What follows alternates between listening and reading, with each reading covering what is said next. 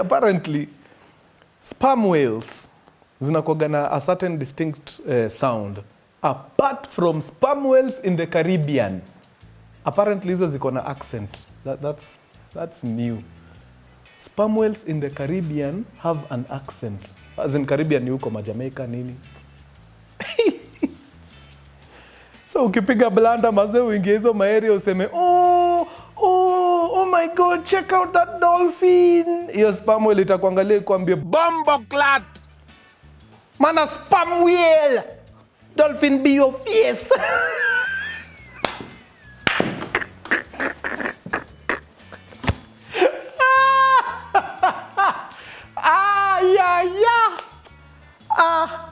That means you do the thing.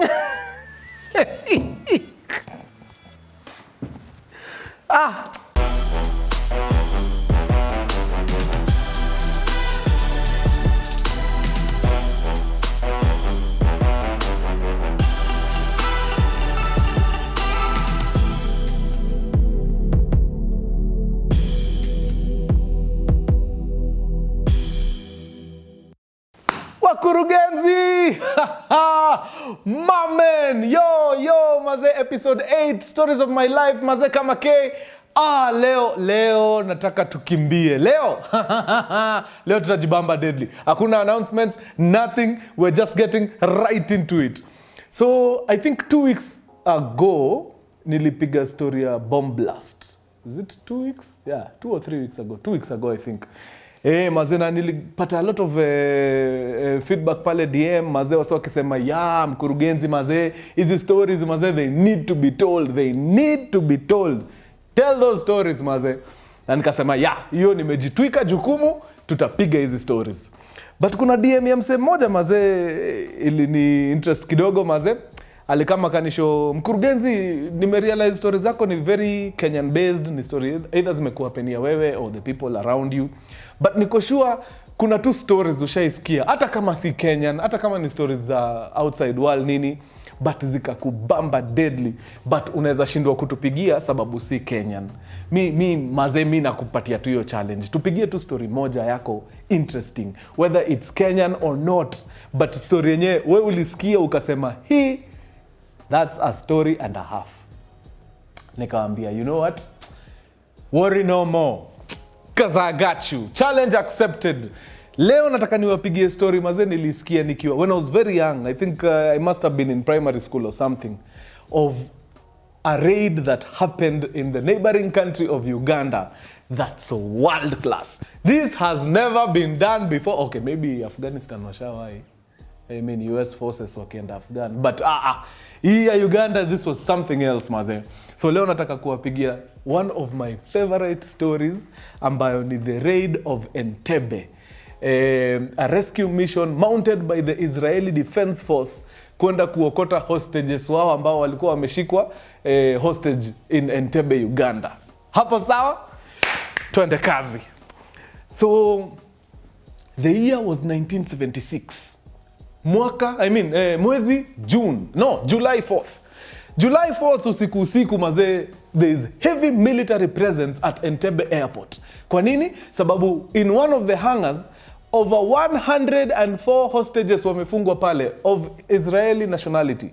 Wamehijackiwa kutoka kwa ndege fulani, wametupwa hapo ndani ya hiyo hangar, wako hapo sababu a group of Palestinian and German terrorists wamewashika ndio waitishe ransom.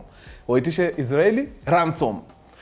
So maze kuna Uganda wameingia kwa hii story wakaambia the Palestinians na the Germans, don't worry, ma hostage tuko nao hapa ni kwetu, tutawachunga, don't worry, tuko rada yao mbaya. So maze wako kila mahali kwa hiyo airport. Sasa hao ni Ugandan security forces.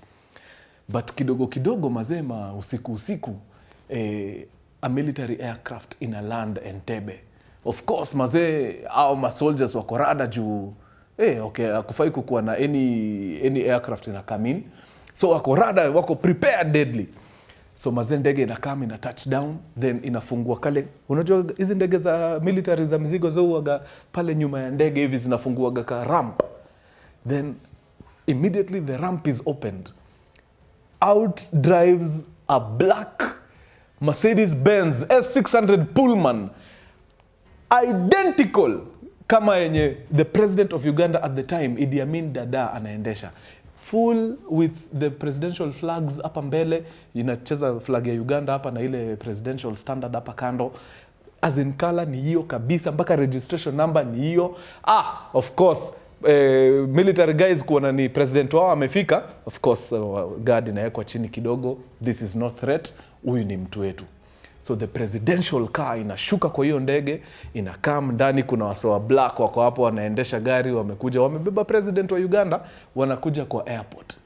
So mazee, immediately hii gari ilikaribia the first checkpoint hapo kwa hiyo Entebbe International Airport, dirisha zikashuka tu whap. Ndani haikuwa na president wa Uganda or his security forces.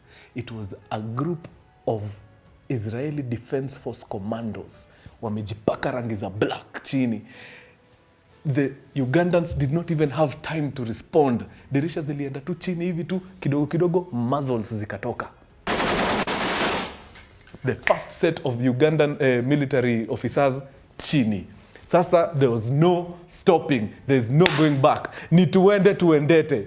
Pale mali ndege imeshukisha hii Mercedes-Benz ya president, jeeps zikaanza kutoka, military jeeps, watu wako kazi mbaya mazee, machine guns nini, pa. The raid had started. Tukule pause hapo kwanza wadao. Wacheni ni washow history ilianzaje. So a week before end of June 1976, a British Air France airline mazee wametoa ndege yao Tel Aviv, which is the capital city of Israel. Hii ndege inafaa itoke Tel Aviv iende wapi? Paris. On board kuna over 240 passengers. Half of those passengers ni of Israeli nationality. Kuna watu bana wanaitwa sijui Force for Liberation for the Palestinians or something, some organization hapo, walikuwa tu wako na beef mbaya sana na Israelites na nini. Wamekolabo na a few German dissidents hapa na pale, wakaunda kikosi fulani mazee, wakaamua you know what, ama Israeli wametuzoea jo, tunataka hijack ndege tuende tuitishe ransom huko. In fact hii ransom ndio tutatumia kuunda mazee security nini zetu, tununue maguns manini.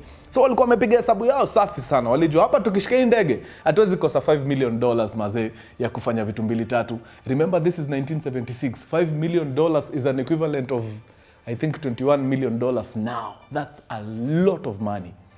So mazee, ndege ime take off Tel Aviv mazee.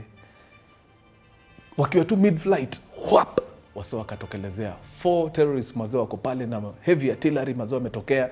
Mlango kwa pilot wakaingia teke wakaambia ni aje, this is a hijacking. Cheza kiwewe mzee, usibishane na sisi. Sisi tuko tayari kudedi, kumbuka hivyo. Mahali tunakwambia uende. Washa organize mazee, wakajua there is a small town in the heart of East Africa in a country called Uganda. There's a small town called Entebbe that has a very dormant airport. Hapo ni place fiti sana ya kuangushia hiyo ndege. So wakaambia pilot ni aje, change course. We are going to East Africa in a country called Uganda. Drop in ndege wapi? Entebbe. Ndege ndio hiyo teke imeangushwa Entebbe, Uganda. News reaches the Israelis kwamba ndege yenu mazee imehijackiwa. In fact, as we speak, iko Africa, East Africa mazee, Uganda imepakiwa huko, na hawa wase wanaitisha nini? Wanaitisha ransom.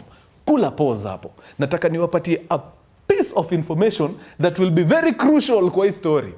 Hisi tuko 1976 bado. Wachana na history ya hijacking, iweke kando. Just put a pin on it. Iweke hapa kando. Kuja Nairobi City. Kenya is a very new state. Tumepata independence 13 years ago. Our very first President Jomo Kenyatta yuko pale.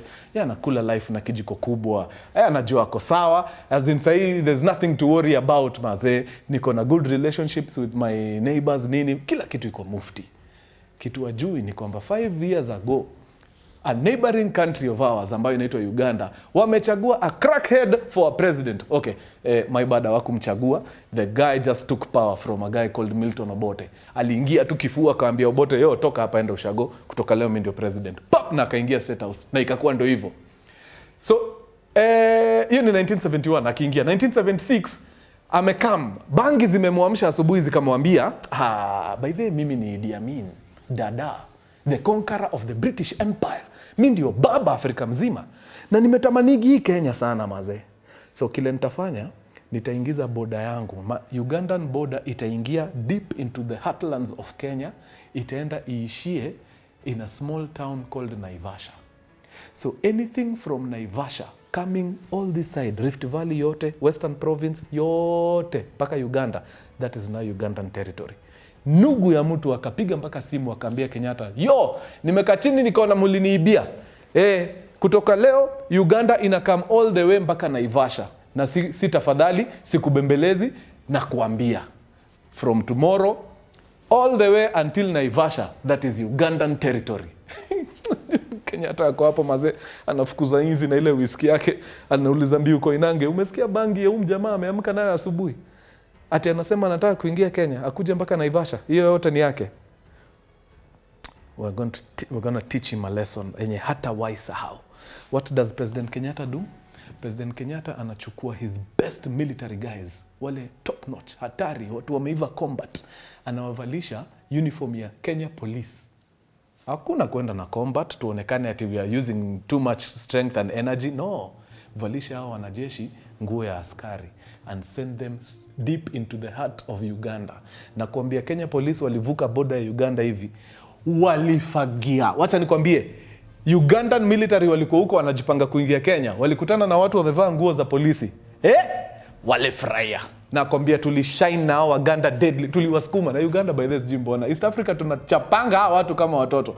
Walijaribu hiyo nonsense na Tanzania waliingia Uganda wakaenda mpaka Kampala, walikuwa wanapiga lap huko Kampala, yani nikani yao. So yeah, of course Idi Amin after kupigwa hiyo kichapo mazee hakuwa kwa kitabu fiti ya Kenyatta. Kenyatta alikuwa amechoka na umse wezi reason na Idi Amin mazee, za crackhead. So unaweza tell hapo relationship yetu na Uganda kidogo noma. Haya, uko na hiyo backstory, iweke kando. It will be very crucial kwa hii story sasa vile tunaendelea. Unakumbuka ile story nilikwambia uweke kando ya hijacking? Ichukue, ilete sasa. Ingia hapo ndani. Ripoti imefika Israel, ndege yao. Okay, si ndege yao, ni ndege ya Air France, lakini iko na 104 Israelis on board. Imesha hijackiwa, imekimbizwa wapi? Entebbe, Uganda. Imeland tu hivi Uganda. President Uganda, Idi Amin, crackhead, ashaona, aya, Palestinians, mumeleta hadi Israelis. Mnataka aje? Tunataka tuwaitishe $5 million. Wala, mtanikanja kitu. I got you guys. In fact, mimi ndio nitawachungia hawa watu. Nataka niwachungie hawa wase, hiyo 5 million ikitoka simtaniona kitu watu wangu. You know how we do. So of course Palestinians hapo wakawaambia, iko sawa, ukitu protect fiti nini, hatuwezi kosa kukulambisha kitu. So Idi Amin akakuwa mjinga hata zaidi. Sasa unaona kuna doi na kama hapa. So mazee akadai nini? Hakuna Israelis wanatolewa hapa mpaka hiyo 5 million itoke mazee. So hiyo ripoti ikafika wapi? Ikafika Israel. Israel wameambiwa mazee, watu wenu wameshikwa wako ndani ya hangar in an airport in Uganda, na president amesema hatambui, lazima mlipe ransom. Kuna jamaa alikuwa hapo, one of the defense guys, alikuwa I think one of the generals huko, alikuwa na very good relationship na Idi Amin. Akakoli Idi Amin akamwambia, bro, hatujaiko sana. Hasn't we been friends bana forever? Ni nini?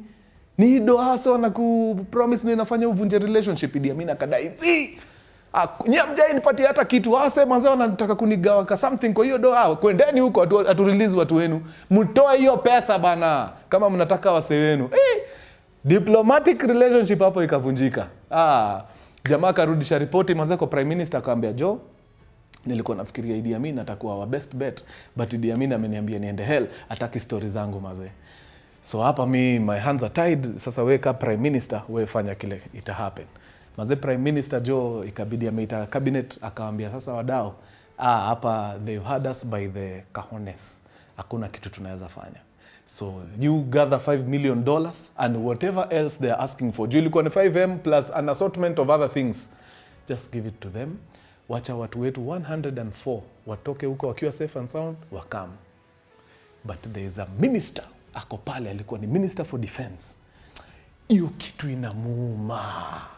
Yani, watu wanne wana hijack ndege, the whole country ina bow down to them. Of course hawakuwa wanne. Okay, wanne ndio wali hijack, but vile ndege ililandi Uganda, wengine wanne walipanda, so in total walikuwa kawa 8 hivi. So hiyo kitu ilikuwa inabow huyo defense minister mbaya. Anashanga why? Kwa nini tunasakam to pressure ya watu wanne mazee? Haiwezi jo. So prime minister akaambia mazee, najua na kuelewa, but mazee hapa lives za 104 people ziko at stake. Hakuna haja tuingize kifua tupoteze innocent people. Wacha tusalimu amri, tuseme tutapatiana kile wanadai. Hii time Palestinians huko na Idi Amin wameambia Israeli tumewapatia 2 days tupatie pesa yetu. Kama si hivyo tunaanza kushuta watu one by one, one by one. So right before the 2 days elapse, Israeli wakacall, wakasema ni aje mazee, tumesikia hiyo conditions zenyu nini na tumepiga tu hesabu tukaona hakuna haja tukosane juu ya milioni 5. Tutatafuta hiyo pesa. Yeah, so tupatieni tu like a few days tujipange then tuwapatie pesa release wase. So akawaambia no problem. Mnataka a few days, take. Mkitaka hata 5 days chukueni. Mnaweza tugia 5 days. Yeah, chukueni. See as long as mtupatie 5 milioni yetu. Ripoti ikarudishwa Israeli ni aje? So ametupatia 5 more days tujipange tuwapatie kitu. Ule minister akakama akasema tulikuwa gama zetu tuko na disadvantage ya time. So ametupatia time. They've given us 5 days. Hakuna ransom tunawapatia. We are going to Uganda. Prime Minister anamuita kando anamuuliza, bro unachoma. Wewe, hatuwezi ingia huko. Defense Minister alimwambia statement moja. Hiyo statement niliambiwa hiyo time na mpaka leo sijaisahau, and it's been almost 2 decades. Alimwambia the situation we are in right now, ile design tutaiattack nayo. People will not understand us. But I can tell you for a fact, they will respect us. Wewe unasema tuende tutafute 5 million tuwapatie ransom yao. Ni sawa. The whole world will understand you. But I kid you not, the world will not respect you. Nobody negotiates with terrorists. Sa Prime Minister akamwambia, so unasema nini? Akasema, we are launching an operation. We are going to get all 104 people out of Uganda. Prime Minister akamwambia, this is on you. Hii mishoni ikienda vibaya, shauri yako. Mimi kama Pilato nimenawa. Take it away. Jamaa akaenda akaita mazee kikosi yake ya commandos. Unajua Israeli commandos, the best commandos from the IDF, Israeli Defense Force, headed by a guy called Yoni Netanyahu. Yoni ni short for Jonathan. Unajua huko hawana hawana Jonathan, ni Jonathan. Jonathan Netanyahu is the elder brother, kama we ni mtu umekuwa ukifanya history kidogo, elder brother to the guy who was now to become the prime minister of Israel in a few years to come, called Benjamin Netanyahu. So Yoni alikuwa ni mdosi wa hii squad ya commandos na alikuwa talented kuruka. Azini alikuwa ametumwa mission zote ngumu maze. So obviously hii ya Entebbe lazima angekuwa hapo jo. So wakakaa chini wakakamapa na operation inaitwa Operation Thunderbolt. Nyinyi fanyeni kile mtafanya, but we need you guys to go to Uganda, get all the 104 hostages on board your aircraft na mwalete wapi? Home safe and sound. Mazee Netanyahu na grupu yake mazee ya masniper na nini, all the other commandos wakakaa chini, wakapanga mikakati. Research ilipigwa pale ya kimataifa. They knew everything about Entebbe Airport. They knew everything about the surrounding. They knew everything about the countries that surround Uganda, just in case Uganda waamue kuget external help. Na wakakaa chini, wakapiga hesabu zao, wakaona the only country that would offer them assistance was that country right next to Uganda called Kenya. I think kwa research yao wali realize Kenya hawako in very good books na Uganda. So wakajua if anybody is to give us help, offer us any sort of help, Kenya would be the guy. So mazee wakapanga mission yao, kila kitu, wakadiscover hii kitu huwezi piga na 1 tank of fuel. Hii ndege ni bigi, ina consume fuel mob, so they will need to refuel the aircraft very near from where they are going, and the nearest they could ni Nairobi, Kenya. So phone call ikapigwa State House teke jo, wakapata Kenyatta pale, wakamwambia mazee, Kenyatta bana, umesikia nini tumehapeniwa nayo? Kenyatta akamwambia mazee, you are dealing with a madman. Huo shenzi alikuwa hapa a few months ago akitaka kuchukua country yangu, nilimpiga kama mwizi wa kibeti, sitaki ujinga mimi. So Israeli wakamwambia sasa mazee bro, we need to get our people out of Uganda jo, but hatuwezi fanya hivyo na 1 tank of fuel, we need to refuel this aircraft. Ndio tukiingia Uganda ni kuweka wasee na kutoka immediately. Tukienda we need you to give us your airport to refuel ndege yetu hapo. Kenyatta akawaambia, you guy, a friend of my enemy, an enemy of my enemy is my friend. Kama mnafanya hiyo kitu muende mninyoroshe Idi Amin, ingieni, kujeni, fuel, you guys fuel everything you have. Hata kama mko na baiskeli, fuel iko.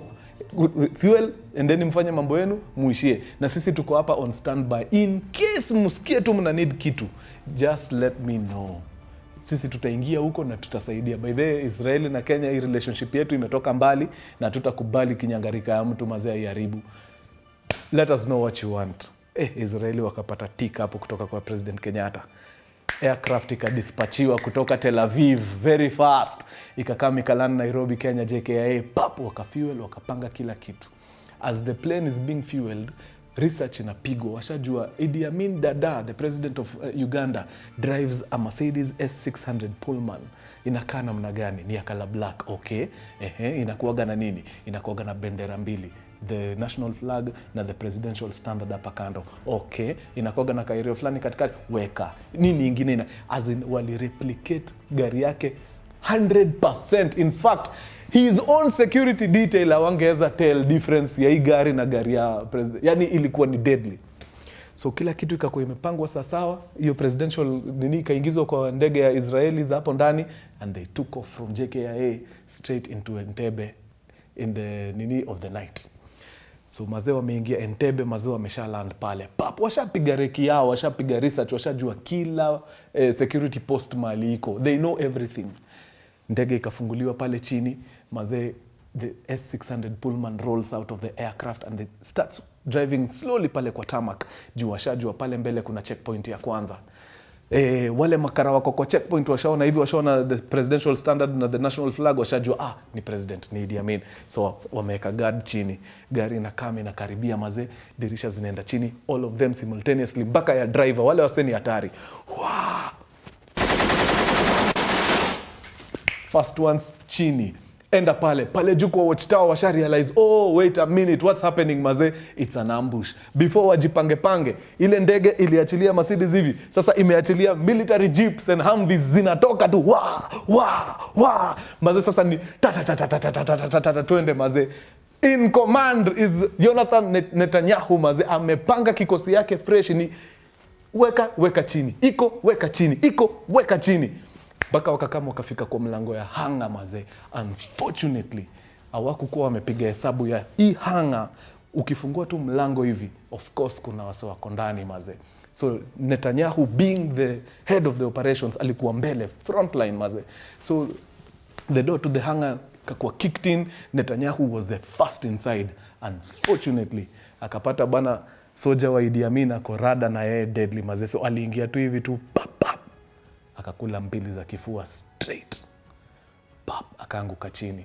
But I kid you not, between the time when the bullets hit him na yeye kuanguka chini, the people behind Jonathan walikuwa washa clear kila kitu wameona. Juu walijua malio sauti imetoka, ni kina nani wako hapa, as in wana operate kama machines mazee.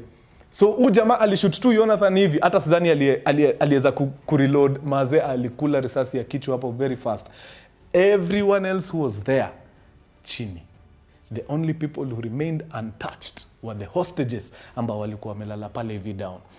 By the way, ndege niliwashow ilihijackiwa ikiwa na over 200 and something people on board. So our Palestinians, they didn't have anything to do with other nationalities. They wanted the Israelis. So half walireleasiwa. Kama wewe si Mwisraeli enda. So hapo ndani ilikuwa tu ni 104 Israelis. So our seni were deadly ku collect intel sana, wanajua kila kitu. Unfortunately this day kuna intel iliwapita.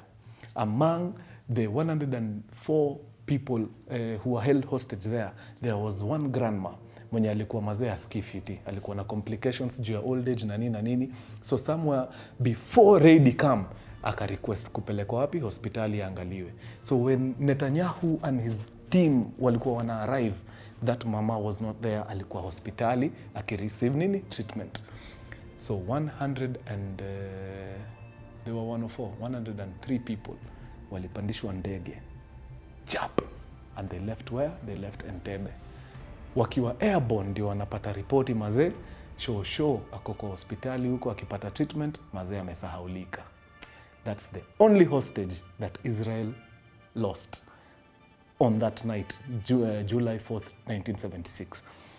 Other than that, of course, walipoteza Netanyahu, walimpeleka kwa wale medics, but as they were trying to resuscitate him, he couldn't make it. Hizi risasi ni hatari mazee. So I think Israelis lost a total of between 2 to 4 people that night, but hostage 1 ndio alienda. So Idi Amin alikama akasikia what happened mazee, na vile country yake imebebwa ufala, watu wanakama wanachukua hostages wote mazee na wanaenda mazee ili mbo. So akaorganize, akasema huyo nyanya ako hospitali amalizwe straight up, amefanya mazee country yangu ikae funny. And they left Uganda mazee, wakaenda na all their hostages apart from one. Story and a half mazee. Hapo ndio nilijua, by the way, there are some military organizations you don't just mess with. Israelis, wachana nao. I think they know something. Ama ile story ya kuenyea ni watoto wa God, hiyo ni me, I don't know. Na sitaki kumekika ni kama I'm being religious hapa, nataka kumekwa wengine wakae mbaya zizi. But stories hizo hazi happening every Tuesday. As in how do you explain a small group of elite forces wanaingia airport mzima imegadiwa kila mahali, wanachukua watu wao 100 and something na wanaenda na wanapoteza tu watu 3, 4. That's a miracle, you guy. Hiyo ni miracle mazee, you can't explain it. Yeah. That's one of my favorite stories mazee out of the world. Atari. I think they made movies ya hiyo nini, but zilitengenezwa kitambo. I think sahi our new school filmmakers wanafaa redo hiyo story jo, si ndio? Wanafaa waifanye tena juu tutaona spectacle. It was hatari. Yeah, so Netanyahu was buried, but a few years later his younger brother Benjamin Netanyahu alikama akachukua country as the prime minister. Yeah maze, na legacy ya bro wake ina live on. In fact, the operation was renamed from Operation Thunderbolt to Operation Jonathan. Yeah, in memory of him. It was remarkable. Wadau, tumefunga story hapo maze. Mpaka nasikia fiti. Na napenda vitu za jeshi. Mme notice? But then ilikuwa niende huko. That's a story for another day. Kamake maze, to subscribe maze. Iwabambe sana. Na kama story imekuguza, you know what to do. Cheza kiwewe, au sio? Peace.